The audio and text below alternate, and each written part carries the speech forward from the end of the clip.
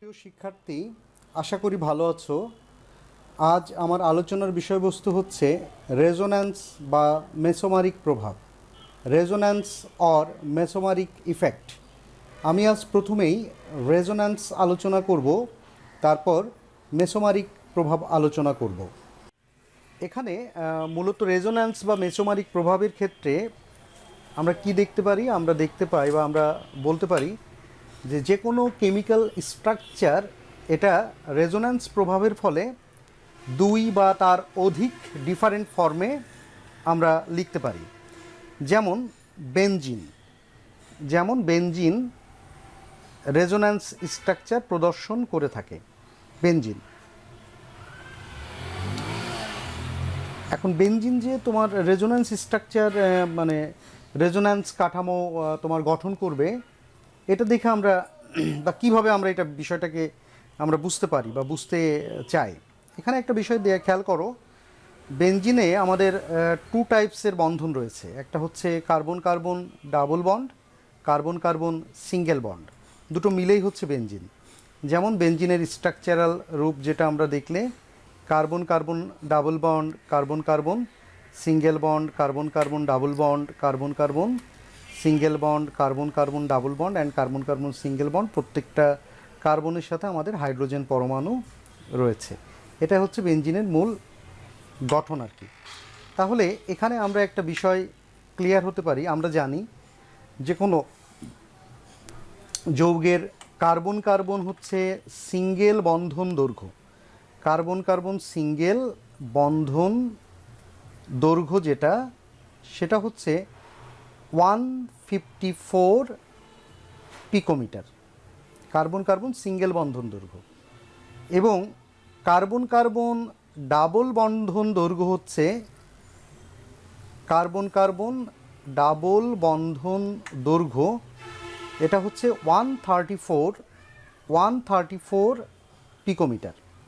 কিন্তু আমরা in benzene structure বা বেনজিন বলয়ে আমরা দেখতে পাই এখানে কার্বন কার্বন বন্ধন দৈর্ঘ্য, অর্থাৎ কার্বন কার্বন সেটা সিঙ্গেল বন্ধ হোক আর কার্বন কার্বন সেটা ডাবল বন্ধন হোক না কেন, এক্ষেত্রে বন্ধন দৈর্ঘ্য হচ্ছে কার্বন কার্বন বন্ধন দৈর্ঘ্য, কার্বন কার্বন বন্ধন দৈর্ঘ্য হচ্ছে 139 পিকোমিটার, 139 পিকোমিটার। এখানে 139 পিকোমিটার। তাহলে এই যে ব্যাপারটা, এখানে না সিঙ্গেল বন্ধন দৈর্ঘ্যকে মানলো, না হচ্ছে কার্বন কার্বন ডাবল বন্ধন দৈর্ঘ্যকে মানলো, সে একটি নতুন বন্ড লেন্থ প্রদর্শন করছে। এটা কিসের কারণে? এটাই হচ্ছে মূলত ওই রেজোন্যান্সের কারণে এই ঘটনাটা ঘটে থাকে, রেজোন্যান্স স্ট্রাকচারের মাধ্যমে। তো আমরা এখন বেনজিনের রেজোন্যান্স স্ট্রাকচারটা আমরা যদি একটু দেখতে চাই, তাহলে তুমি খেয়াল করে দেখো যে বেনজিন বলয়, এটা হচ্ছে বেনজিন, আমরা একটা বেনজিন স্ট্রাকচার আঁকলাম। তো এটা ইলেকট্রনটা এখানে চলে গেল, ইলেকট্রনটা এখানে চলে আসলো, ইলেকট্রনটা এখানে চলে আসলো। তাহলে এর নতুন আরেকটি কাঠামো কিভাবে গঠিত হলো? এর নতুন আরেকটি কাঠামো হলো হচ্ছে এখানে একটি আসলো, এখানে আসলো এবং এখানে আসলো। তাহলে এভাবে যদি আসে, তাহলে খেয়াল করো এই ইলেকট্রন আবার চলে যাবে এখানে, এই ইলেকট্রন চলে আসবে এখানে, এই ইলেকট্রন চলে আসবে এখানে। অর্থাৎ এই যে দুটো কাঠামো, এটা কিন্তু তার রেজোন্যান্স কাঠামো। রেজোন্যান্স কাঠামোকে বোঝানোর জন্য আমরা কি করি? আমরা উভমুখী এরকম তীর চিহ্ন দ্বারা রেজোন্যান্স কাঠামোকে মূলত আমরা প্রকাশ করে থাকি। এবং এই দুটি কাঠামোর পূর্ণ যে রূপটা, সেই রূপটা হচ্ছে মূলত বেনজিনের এই যে কাঠামোটা, এই কাঠামোটা তোমরা ইতিমধ্যে দেখেছো, এটা হলো বেনজিন কাঠামো। তো মূলত এই যে তোমার আমরা যে কাঠামোটা, এটা হলো বেনজিনের একক কাঠামো, এটা একটি কাঠামো, এটি একটি কাঠামো। আর এই কাঠামোকে আমরা বলা হয় বেনজিনের হলো সংকর কাঠামো। হ্যাঁ, বেনজিনের হলো সংকর কাঠামো, বেনজিনের সংকর কাঠামো, বা এটাকে আমরা ইংরেজিতে বলতে পারি রেজোন্যান্স হাইব্রিড। হ্যাঁ, রেজোন্যান্স BRIDE, এটাকে রেজোন্যান্স হাইব্রিড বলা হয়। হ্যাঁ, রেজোন্যান্স সংকর কাঠামো বলা যেতে পারে। ঠিক আছে। আর এই যে দুটো আমরা যেটা এঁকেছি আর কি এখানে, হ্যাঁ, এখানে যে দুটো আঁকলাম সেটাকে আমরা কি বলতে পারি, সেটাকে আমরা মোটামুটি বলতে পারি রেজোন্যান্স স্ট্রাকচার। হ্যাঁ, RESONANCE স্ট্রাকচার। হ্যাঁ, এটাকে রেজোন্যান্স স্ট্রাকচার বলা যেতে পারে। তাহলে দিস টু হচ্ছে রেজোন্যান্স স্ট্রাকচার, আর এটা হলো রেজোন্যান্স হাইব্রিড। মূলত যে কোনো যৌগের যে রেজোন্যান্স হাইব্রিড যে কাঠামোটা, এই কাঠামোটাই মূলত ওই যৌগের 100% যে প্রপার্টিসগুলো, সেই প্রপার্টিসগুলো সাধারণত শো করে থাকে। হ্যাঁ, এখানে মূলত এই যে কাঠামো, এই যে কাঠামো, তা অপেক্ষা বেনজিনের এই কাঠামোটাই হচ্ছে বেনজিনের 100% প্রপার্টিস। বেনজিনের যে প্রপার্টিসগুলো, সেই প্রপার্টিস শো করবে। তাহলে এই আমাদের যে রেজোন্যান্স কাঠামো, এটা কিসের জন্য তৈরি হচ্ছে বা কেন তৈরি হচ্ছে? হ্যাঁ, তো এটা আমরা নর্মালি বলতে পারি, এটা আমাদের কিভাবে বলা যেতে পারে যে শিফটিং। হ্যাঁ, এটা হলো শিফটিং অফ পাই ইলেকট্রনস। হ্যাঁ, পাই ইলেকট্রনস। হ্যাঁ, শিফটিং অফ পাই ইলেকট্রনস মানে পাই ইলেকট্রন সমূহের সঞ্চালন দ্বারা আমাদের এই রেজোন্যান্স যে কাঠামো, সেই রেজোন্যান্স কাঠামোটা তৈরি হতে পারে। মানে পাই ইলেকট্রনের সঞ্চালনের ফলেই মূলত কি হবে, মূলত এই রেজোন্যান্স কাঠামো তৈরি হবে পাই ইলেকট্রনের সঞ্চালনের ফলে। এখানে মেসোমারিক প্রভাব আমরা ব্যাখ্যা করার জন্য এখানে আমরা দুটো যৌগ অলরেডি লিখেছি। খেয়াল করে দেখো, দুটো যৌগ, এবং এই যৌগে হচ্ছে আমাদের কার্যকরীমূলক, প্রধান কার্যকরীমূলক হিসেবে এখানে এই যে হাইড্রক্সিল গ্রুপ দেখানো হয়েছে, যেখানে অক্সিজেনের তোমার হলো 2 জোড়া মুক্ত ইলেকট্রন রয়েছে অক্সিজেনে। এবং আমাদের এখানে দেখা গেছে যে নাইট্রোমূলক রয়েছে কার্বনের সাথে বিদ্যমান। তাহলে এখন মেসোমারিক প্রভাব আমরা ব্যাখ্যা করতে গেলে মেসোমারিক প্রভাবটা কি, এখানে এই ক্ষেত্রে একটু খেয়াল করে দেখি আমরা। এই যে অক্সিজেনের যে নিঃসঙ্গ ইলেকট্রন, যেটা এই অক্সিজেনের নিঃসঙ্গ ইলেকট্রনটা আমাদের কিভাবে এই যে রেজোন্যান্স স্ট্রাকচারের মাধ্যমে এদিকে চলে আসবে, এবং তখন এই ইলেকট্রনটা আমাদের কোথায় চলে যাবে, এভাবে চলে যাবে, এবং এই ইলেকট্রনটা আস্তে আস্তে এদিকে চলে আসবে, এবং পরবর্তীতে এখানে আবার নতুন করে আমাদের বন্ধন ক্রিয়েট করবে। একইভাবে খেয়াল করে দেখো, এই যে নাইট্রোজেন আর অক্সিজেনের মধ্যে অক্সিজেনের তড়িৎ ঋণাত্মকতা বেশি হওয়ার কারণে এই পাই বন্ধন যে ইলেকট্রন, হ্যাঁ, পাই বন্ধনকৃত ইলেকট্রনগুলো অক্সিজেনের দিকে ধাবিত হবে। অক্সিজেনের দিকে ধাবিত হলে তখন নাইট্রোজেন পজিটিভ চার্জযুক্ত হয়ে যাবে, তখন এখানে যে পাই ইলেকট্রন, সেই পাই ইলেকট্রন এর প্রভাবে এখানে চলে যাবে, এবং তখন এটার উপরে একটা পজিটিভ চার্জযুক্ত হয়ে যাবে, তখন এই পাই ইলেকট্রন এটা আবার এখানে চলে আসবে। তাহলে এই যে তথ্যটা বা যে ঘটনাটা এখানে সম্পাদিত হলো, এটাই মূলত হলো মেসোমারিক প্রভাব। তাহলে মেসোমারিক প্রভাবটা অ্যাকচুয়ালি কি, মেসোমারিক প্রভাবটা মূলত আমরা কাদের ক্ষেত্রে দেখতে পারি? মেসোমারিক প্রভাব অসম্পৃক্ত যৌগে শুধুমাত্র দেখা যাবে। হ্যাঁ, মেসোমারিক প্রভাবটা আমরা কোন ধরনের যৌগের ক্ষেত্রে আমরা দেখতে পাবো, এটা হচ্ছে এখানেও আমরা এটা দেখিয়েছি অসম্পৃক্ত যৌগ। এই যে দ্বিবন্ধন রয়েছে, তাহলে এটা একটা বিষয় হলো। এই মেসোমারিক প্রভাবটা সাধারণত দেখা যাবে হলো অসম্পৃক্ত যে যৌগগুলো রয়েছে সেই যৌগগুলোতে, অসম্পৃক্ত যৌগে। হ্যাঁ, যৌগে এটা সংঘটিত হবে মেসোমারিক প্রভাব। তারপরে হচ্ছে মেসোমারিক প্রভাবে আবার আরও একটা তথ্য আছে, যে এটা সাধারণত কি হবে, এটা সাধারণত পাই ইলেকট্রনের স্মরণ ঘটবে, পাই ইলেকট্রনের। হ্যাঁ, পাই ইলেকট্রন এর স্মরণ ঘটবে। হ্যাঁ, পাই ইলেকট্রনের স্মরণ বা পাই ইলেকট্রনের স্মরণ, অথবা এই যে লোন পেয়ার যে ইলেকট্রনগুলো রয়েছে, সেই ইলেকট্রনগুলোর স্মরণের ফলে মেসোমারিক প্রভাব গঠিত হবে। ঠিক আছে? তো এবং এই যে পাই ইলেকট্রনের যে স্মরণটা, সেক্ষেত্রে আমাদের একটা বিষয় অবশ্যই মাথার মধ্যে রাখতে হবে, যে এই পাই ইলেকট্রনের স্মরণ ততক্ষণই ঘটতে পারবে যতক্ষণ কনজুগেশন বর্তমান থাকবে। হ্যাঁ, কনজুগেশন বর্তমান থাকবে। এই যে কনজুগেশন, খেয়াল করে দেখো, double bond, single bond, double bond, এগুলোকে কনজুগেশন সিস্টেম বলা হয়। Double bond, single bond, double bond.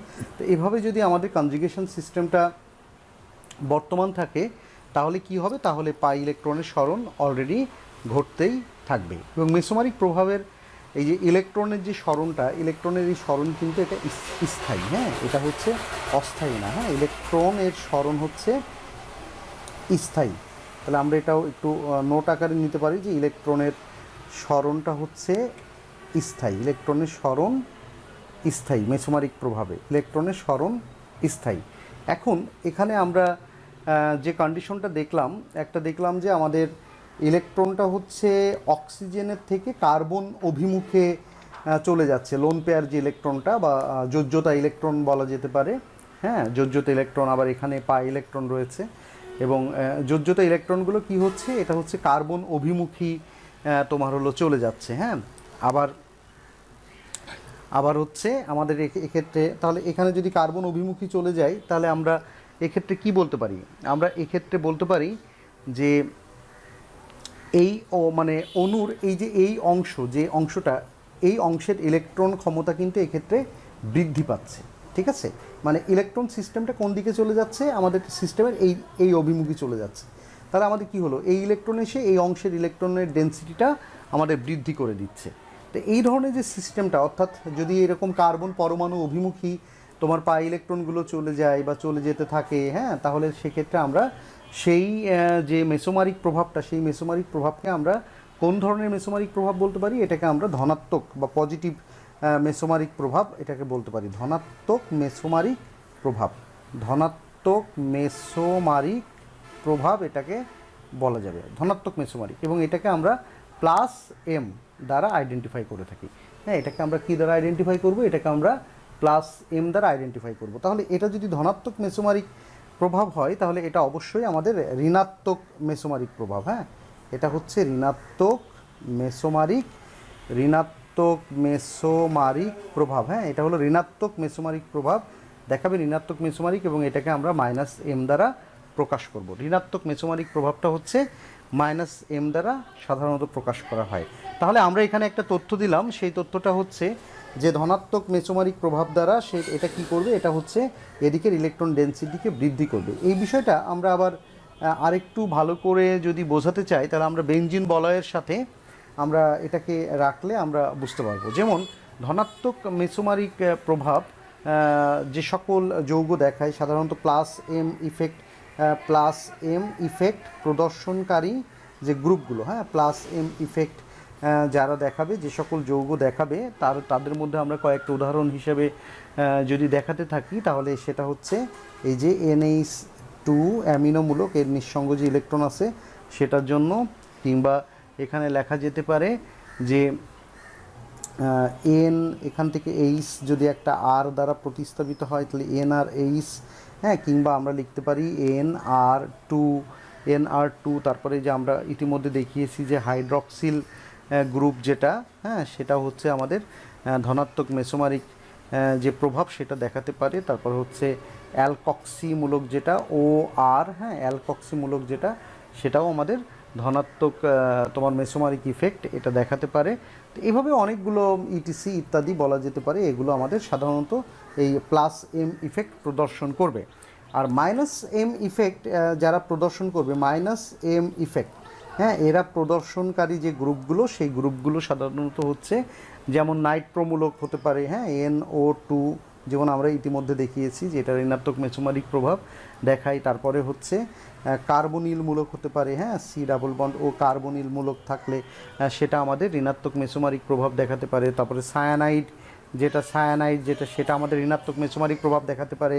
তারপরে হচ্ছে হাইড্রক্সিল গ্রুপ যেটা, হাইড্রক্সিল গ্রুপও আমাদের ঋণাত্মক মেসোমারিক প্রভাব দেখাতে পারে। এবার একটা বিষয় আমরা একটু খেয়াল করলে আমরা বুঝতে পারবো, সেটা হলো যে আমরা যদি এখন এই বিষয়টা বেনজিন বলয়ের উপরে, হ্যাঁ, বেনজিন বলয়, তুমি খেয়াল করে দেখো বেনজিন বলয়ের উপরে যদি আমরা এই যে কোনো একটা, আমরা আগেই দেখেছি বেনজিন বলয়ের উপরে আমি NH2 অর্থাৎ অ্যানিলিন আমি যৌগটা আঁকলাম, NH2 অ্যানিলিন, হ্যাঁ, অ্যানিলিন যৌগ আঁকলাম। তাহলে তোমরা ইতিমধ্যে কি জানো অ্যানিলিন এটা কি করবে, এর এই যে নিঃসঙ্গ ইলেকট্রন রয়েছে, মানে নাইট্রোজেনের যে নিঃসঙ্গ ইলেকট্রন রয়েছে সেই নিঃসঙ্গ ইলেকট্রন রেজোন্যান্স ক্রিয়া ঘটাবে এবং এই বেনজিন বলয়ের ইলেকট্রন যে ডেনসিটি রয়েছে সেই বেনজিন বলয়ের ইলেকট্রন ডেনসিটিকে সে হচ্ছে বৃদ্ধি করবে, ইনক্রিজ করবে, বেনজিন বলয়ের ইলেকট্রন ডেনসিটিকে এটা কি করবে, বেঞ্জিন বলয়ের ইলেকট্রন ডেনসিটিকে বৃদ্ধি করবে।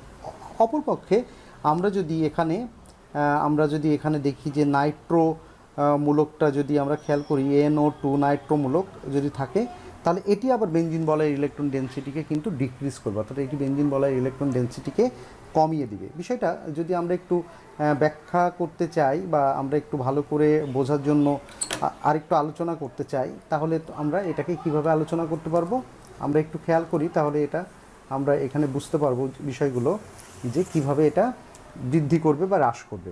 সেক্ষেত্রে আমরা একটু খেয়াল করি যে অ্যানিলিন মূলকের ক্ষেত্রে কিভাবে সে বেঞ্জিন বলয়ের ইলেকট্রন ডেনসিটিকে বৃদ্ধি করে। হ্যাঁ, অ্যানিলিনের ক্ষেত্রে কিভাবে সে বেঞ্জিন বলয়ের ইলেকট্রন ডেনসিটিকে বৃদ্ধি করবে, এই বিষয়টা আমরা একটু দেখতে চাই। যেমন রেজোন্যান্সের যে বিষয়টা, রেজোন্যান্স প্রভাবের ফলে এখানে দেখো, খেয়াল করো, এই যে NH2, হ্যাঁ, NH2 এখানে এক জোড়া ইলেকট্রন থাকলো, এই ইলেকট্রনটা সে কী করবে, এই যে এদিকে দিয়ে দিবে, তাহলে এটা হচ্ছে এখানে ইলেকট্রন চলে আসবে। ইলেকট্রন চলে আসলে তখন রেজোন্যান্স প্রভাবের মাধ্যমে আমাদের এই ঘটনাটা ঘটতে থাকবে। হ্যাঁ, এখানে ইলেকট্রন চলে আসার জন্য এই জায়গাটায় ইলেকট্রন বেড়ে গেল, এই ইলেকট্রন এসে এখানে একটা বন্ধন তৈরি করলো NH2, এখান থেকে যেহেতু ইলেকট্রন চলে গেছে তাই এটা পজিটিভ চার্জ হয়ে যাবে এবং আমাদের এখানে ইলেকট্রন থাকলো। আচ্ছা, নেক্সট হচ্ছে এই ইলেকট্রনটা এখানে বন্ধন তৈরি করবে, ইলেকট্রনটা তখন এখানে চলে আসবে। একইভাবে আমাদের কি হবে, এখান থেকে একটু খেয়াল করে আমরা দেখতে পাবো যে তখন এই ইলেকট্রন এসে এখানে বন্ধন তৈরি করবে, এই ইলেকট্রন এখানে চলে আসার জন্য এখানে এক জোড়া ইলেকট্রন হয়ে যাবে এবং এখানে আমাদের NH2 আগের মতোই থাকবে, এখানে একটা পজিটিভ চার্জ থাকবে। পরবর্তীতে এই ইলেকট্রন এভাবে রেজোন্যান্স কাঠামো তৈরির মাধ্যমে আমাদের আস্তে আস্তে চলতে থাকবে। তাহলে তুমি দেখো, এই ইলেকট্রন এখানে চলে যাওয়ার জন্য এখানে এক জোড়া ইলেকট্রন চলে আসলো এবং এটা এখানে যাওয়ার জন্য এখানে একটা বন্ড ক্রিয়েট করলো। হ্যাঁ, বন্ধন তৈরি হয়ে গেল। বন্ধন তৈরি হয়ে গেলে তখন এখানে NH2 অটোমেটিক্যালি থাকলো, এটা প্লাস চার্জ, এবং এই ইলেকট্রনটা এখানে চলে আসলো এবং এই পজিটিভের আকর্ষণে এই আমাদের এই বন্ধনটা এখানে যে পজিটিভ চার্জকে নিউট্রাল করে দিল। তাহলে এটাই কিন্তু একটা রেজোন্যান্স, আমি যেটা আঁকাচ্ছি, হ্যাঁ, এটা কিন্তু রেজোন্যান্স। হ্যাঁ, এবং রেজোন্যান্সের ফলশ্রুতিতে আমরা কি পেলাম, এই যে আবার NH2 পেলাম এবং আমাদের কি হলো, বন্ধনটা এভাবে তৈরি হয়ে গেল এবং টোটালি যে ইলেকট্রনের ডেনসিটি, যে আমরা যেটা বলছি অর্থ অবস্থান, তারপরে হচ্ছে প্যারা অবস্থান, অর্থ অবস্থান, দেখো অর্থ প্যারা এবং অর্থ অবস্থানে সে এই তোমার প্লাস এম, হ্যাঁ, প্লাস এম ইফেক্টের ফলে সে ইলেকট্রনের ডেনসিটিকে ক্রমান্বয়ে কী করেছে, ইনক্রিজ অর্থাৎ বৃদ্ধি করেছে। আবার একইভাবে আমরা যদি নাইট্রোমূলকের ক্ষেত্রে এই একই বিষয় দেখতাম, তাহলে আমরা কি দেখতাম, নাইট্রোমূলকের ক্ষেত্রে দেখলে এখানে দেখো NO2 আর কি, হ্যাঁ, NO, এখানে যদি আমরা নাইট্রোমূলক দেখতাম তাহলে এখানে থাকলে তুমি খেয়াল করো অক্সিজেনের দিকে চলে যেত, গেলে এই ইলেকট্রনটা এখানে চলে আসতো, তাহলে আমাদের তখন কি হতো, আমাদের এইভাবে আমরা যদি আরও বেঞ্জিন বলয় আঁকতে, তাহলে এই ইলেকট্রনটা এসে এখানে বন্ধন তৈরি করতো, এখানে অক্সিজেন এইরকম আকার হয়ে যেত। হ্যাঁ, আর এই ইলেকট্রনটা তো চলে গেছে, তখন এটা হতো, এটা এখানে একটা পজিটিভ চার্জ হয়ে যেত। পজিটিভ চার্জ হয়ে গেলে আমরা এটাকে একটু সুন্দর করে এঁকে নিতে চাই, এভাবে N, আবার এখানে অক্সিজেন, এখানেও অক্সিজেন দিয়ে দাও। একইভাবে এখানকার যে অংশটা সেটা হচ্ছে সে এসে এইটা এখানে তৈরি করে ফেলতো, তাহলে এই দুই অংশ থাকতো, তখন এটা একটা পজিটিভ চার্জ হয়ে যেত। একইভাবে এখানে যদি আমরা আরেকটা বেঞ্জিন রিং আঁকি, মানে আমরা এইগুলো যা আঁকছি সবই হচ্ছে রেজোন্যান্স কাঠামো আর কি, হ্যাঁ, রেজোন্যান্স স্ট্রাকচার, এটা হচ্ছে রেজোন্যান্স স্ট্রাকচার, হ্যাঁ, রেজোন্যান্স স্ট্রাকচার। তাহলে দেখো এই যে অংশটা, সেই অংশটা এটা এখানে চলে আসতো, তাহলে আমাদের তখন বন্ধনটা এখানে চলে যেত, বন্ধনটা, হ্যাঁ, এই বন্ধনটা এখানে তখন এই যে এখানে চলে আসতো, পজিটিভ চার্জ হয়ে যেত এবং লাস্ট অবধি এই পজিটিভ চার্জের জন্য আমাদের এই ইলেকট্রনটা এখানে চলে আসতো এবং এটা তখন এখানে চলে আসতো। তাহলে লাস্টে যে আমাদের ঘটনাটা কি ঘটতো, লাস্টে যে আমরা দেখতে পেতাম যে এটা কি হয়েছে, এটা হচ্ছে এখানে তোমার নাইট্রোজেনের সাথে আবার এই যে অক্সিজেন ডাবল বন্ড হয়ে গেছে, এটা সিঙ্গেল বন্ধন, এবং আমাদের তখন এই যে এভাবে তোমার নাইট্রোমূলকটা রেজোন্যান্স স্ট্রাকচারের মাধ্যমে সেই ইলেকট্রনের ডেনসিটিকে মানে কমিয়ে দিত আর কি। যেমন এখানে দেখো পজিটিভ চার্জ, এটা ঠিক অপোজিট হয়েছে। এটা যেমন হচ্ছে আমাদের কি হয়েছে, এটা হচ্ছে আমাদের ইলেকট্রনের ডেনসিটিকে বাড়িয়ে দিয়েছে, বাট এখানে কিন্তু দেখো পজিটিভ চার্জ হয়ে। থ্যাংক ইউ গার্লস, সকলে ভালো থেকো এবং বেশি বেশি করে পড়াশুনো করবে, কেমন?